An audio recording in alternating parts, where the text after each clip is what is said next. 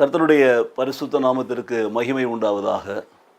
அதிகாலை வேளையிலே ஆண்டவராக இயேசு கிறிஸ்துவை தேடி வந்திருக்கிற எனக்கு அருமையான தேவ ஜனமே, ஆண்டவராக இயேசு கிறிஸ்து நாமத்திலே உங்களை வாழ்த்துகிறேன். ஆதியாகமத்திலே 17ஆம் அதிகாரத்திலே 1ஆம் வசனம் இப்படியே வாசிக்கிறோம். கர்த்தர் ஆபிரகாமை நோக்கி சொல்கிற ஒரு காரியம், நீ எனக்கு முன்பாக நடந்து கொண்டு உத்தமனாயிரு என்று சொல்கிறார்.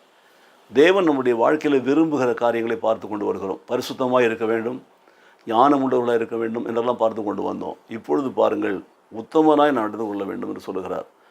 தேவன் விரும்புகிற அந்த உத்தமம் என்றால் என்ன? தேவனுக்கு முன்பாக உண்மை உள்ளவர்களாக, நேர்மை உள்ளவர்களாக, பரிசுத்தம் உள்ளவர்களாக, நீதி உள்ளவர்களாக, இரக்கம் உள்ளவர்களாக வாழ்கிற அந்த வாழ்க்கை தான் உத்தமம். அதுதான் இன்டெகிரிட்டி என்று ஆங்கிலத்தில் அழைக்கப்படுகிறது. So we should be a man of integrity in the presence of Lord Jesus Christ. He wants us to be a man of integrity in all our walks. அதுதான் நாம் கற்றுக்கொள்ள வேண்டிய காரியம். இந்த கால வேளையில் ஆண்டவர் சொல்கிறார், உங்களையும் என்னை பார்த்து சொல்லுகிறார், நீ எனக்கு முன்பாக நடந்து கொண்டு உத்தமனாயிரு. எனக்கு முன்பாக நடந்து கொண்டு, அதுதான் மிக முக்கியம். உன்னுடைய நடக்கையிலே, உன்னுடைய சொல்லிலே, உன்னுடைய செயலிலே, உன்னுடைய பேச்சிலே, உன்னுடைய வார்த்தையிலே, உன்னுடைய எல்லா கைகளின் கிரியைகளிலே உத்தமனாயிரு. உத்தமன் என்றால் கடவுள் பார்க்கிற போது ஒரு மாதிரியாக, பார்க்காத போது வேறு மாதிரியே கிடையாது. ஒரு மனுஷன் பார்க்கிற போது ஒரு மாதிரி, பார்க்காத போது வேறு மாதிரி கிடையாது. இந்த மாதிரி டூப்ளிகேஷன் கிடையாது, மாற்று. பார்த்தா ஒன்று, பார்க்கலன்னா ஒன்று, உள்ளத்தில் ஒன்று, வெளியில் ஒன்று, மறைவு மாயம் கிடையாது, மாய்மாலம் கிடையாது. So everything is transparent, clear.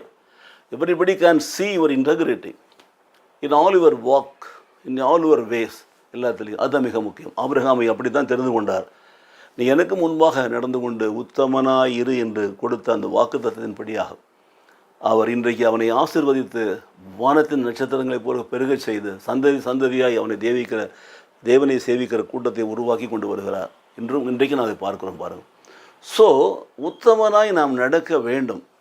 உத்தமனாய் நடந்தால் தான் நாம் தேவனாலே ரட்சிக்கப்பட்டவர்களாக இருக்கிறோம். வேதம் சொல்லுகிறது பாருங்கள், உத்தமமாய் நடக்கிறவன் ரட்சிக்கப்படுவான். நீதிமொழிகள் 28ஆம் அதிகாரத்தில் 18ஆம் வசனம். நம்முடைய நடக்கையில் உத்தமமாக இருந்தால், that is a sign that we have been saved. That is a sign that you have been redeemed. That is a sign that you have been washed by the blood of Jesus Christ. இயேசு கிறிஸ்து ரத்தத்தால் சுத்திகரிக்கப்பட்டிருக்கோன்னு ஒரு அடையாளம் பாருங்கள்.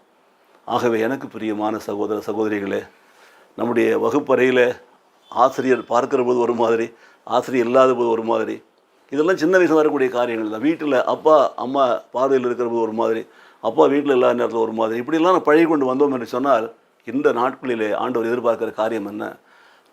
உங்களை நீங்கள் மாற்றிக்கொள்ளுங்கள். தேவனுக்கு முன்பாக உத்தமனாய் நடங்க. உங்களுடைய சக மனிதர்களுக்கு முன்பாக உத்தமனாய் நடங்க. இங்கே இருந்தாலும் உத்தமனாய் நடங்க. Be always straight forward, trustworthy,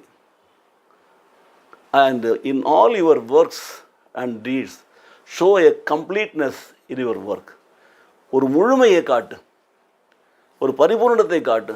ஒரு வேலையை செய்தால் சுத்தமாய் செய், ஒரு காரியத்தில் முழுமையான காரியங்களை செய். அதுதான் மிக முக்கியம். that is also a character of integrity. ஆகவே நாம் உண்மை உள்ளவர்களாக, கிறிஸ்துவுக்கு சாட்சி உள்ள பிள்ளைகளாய் வாழும். கிறிஸ்துவ வாழ்க்கை என்பது சாட்சியோடு வாழ்கிற ஒரு வாழ்க்கை தான். நம்மை பார்க்கிறவர்கள் நம்மில் இயேசு கிறிஸ்துவை காண வேண்டும் என்பதை மறந்து விடாதீர்கள். காலையில் நல்ல தீர்மானம் எடுப்போமா? கர்த்தரை நோக்கி பார்ப்போம். நல்ல தகப்பனே, இந்த காலை வேளையில் ஆபிரகாமுக்கு அன்றைக்கு சொன்ன அதே வார்த்தையை நீர் எங்களுக்கு இன்றைக்கு சொன்னபடினாலே உமக்கு ஸ்தோத்திரம் செலுத்துகிறோம். நாங்கள் உமக்கு முன்பாக உத்தமனாய் நடக்கும்படி எங்களை அர்ப்பணிக்கிறோம் சுவாமி. நாங்கள் உத்தமமாய் நடக்கிற போது நீங்களை ரட்சித்துக் கொள்வதற்காக உமக்கு ஸ்தோத்திரம். ரட்சிக்கப்பட்ட பிள்ளைகளால் பூமியில் உமக்கு சாட்சியாய் வாழும்படி எங்களை அர்ப்பணித்து நாங்கள் ஜெபிக்கிறோம். இயேசு கிறிஸ்துவின் நாமத்திலே பிதாவே, ஆமென், ஆமென்.